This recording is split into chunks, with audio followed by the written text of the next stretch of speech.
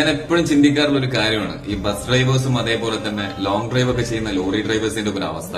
നമ്മൾ പറയുമ്പോ ഇങ്ങനെ പറയും അത്ര സംഭവമാക്കാനൊന്നുമില്ല, അവർക്ക് ജോലി ചെയ്യുന്നതിന് കൂലിയും കിട്ടുന്നുണ്ട് എന്ന് പറയും. അത്ര നിസ്സാരവൽക്കരിക്കേണ്ട ഒന്നുമല്ല അത്. രാത്രിയെ പോലും പകലാക്കി മണിക്കൂറുകളോളം ഉറക്കമൊഴിഞ്ഞ് അവർ ആ ജോലി ചെയ്യുന്നുണ്ടെങ്കിൽ അത് വെറും കൂലി മാത്രം മോഹിച്ചിട്ടല്ല. അവർ ആ ജോലിയെ ഒരു പാഷനായിട്ട് കണ്ടിട്ടാണ്. വളയം പിടിക്കുക എന്ന് പറയുന്നത് അവർ അത്രയും സ്നേഹിക്കുന്ന ഒരു ജോലി കൂടി ആയതുകൊണ്ടാണ്.